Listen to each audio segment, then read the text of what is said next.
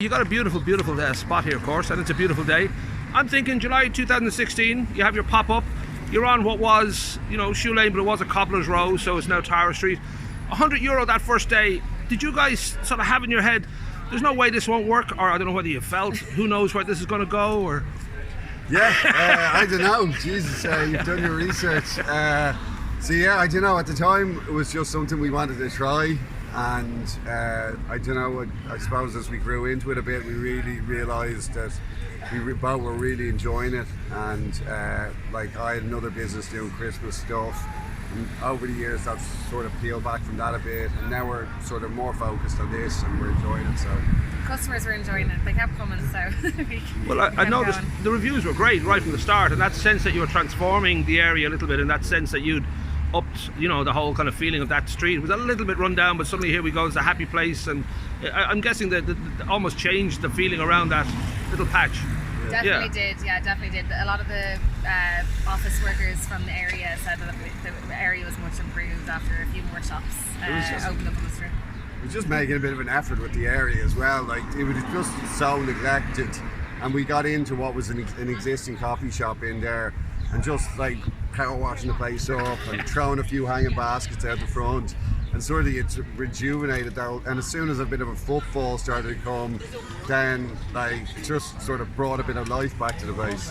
Well, was it early on then that you sort of felt you'd made the right decision? I know that, and this is my research again, you met in Dalkey, you were a manager in a hotel, in a restaurant, you were doing the Christmas decoration. Yeah. I don't know if that was early on, you had this feeling in your head that this is something we'll do, or did it just happen to you? I'd say when we were into it a couple of months, we really realised that it was starting to stick or something. That you always wanted to open coffee. Yeah. Well, like the first one, I'd actually been collecting up coffee bits and bops and storing them up in the warehouse with the Christmas decorations for years. So when it came to opening, like, I think we opened the place for 10 grand or something, because there was all this bit of stuff that I collected and these old bits and bobs. And you built all that really yourself too. I know you do a lot of salvage work, which obviously helps. Yeah, the old man guy, and then there's another guy who works with me as well. I probably get it all from the old man though. He's too modest. He did a lot of it. It did seem by 2018, obviously everything is going well because you open up in Dunleary, and that seemed to hit the ground running. That was a big success. And I'm wondering, when it came to Greystones, what made you look around and said, you know what, this town needs coffee? I think that we didn't think the town needed coffee at all. The location in Dunleary came up, and I was sort of aware that like it was a bad area, but it was a good area because I'd grown up in Dunleary beside it. And then it was more that I was driving past this terrace because my parents are living down around the corner, and I saw this every morning sitting idle with this beautiful terrace, and I was just like, that needs to be a coffee shop because it doesn't get evening sun. It was supposed to be a restaurant, I think, originally. The idea was, but it doesn't get any evening sun. It gets all its sun from about 6 a.m. until about 2 in the afternoon. So it sort of fitted coffee, and I suppose that's how we ended up here. Well, I know that you choose like single source artisan coffee. I'm tempted to think that Shoe Lane would be looking into doing their own brew, or is that something that just seems like a different world? Yeah, it's on our radar. Yeah, it's a big operation. It's not something you can just do overnight. Right. There's a lot of scale, obviously, and moving parts, and then you need a location. But we are sort of at that level where it would seem the name is there. Exactly. People would sort of follow. Watch this space. Yeah.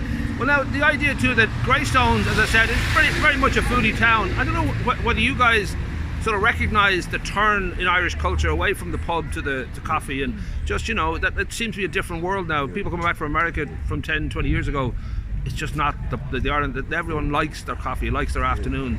Did you was that something you were tapping into, or did you just become aware? I think a lot of people, actually, just what you were saying, but like a lot of people that came back from Australia had this coffee scene maybe 10 years ahead of us. Right. And a lot of people getting back from Australia had a taste for it.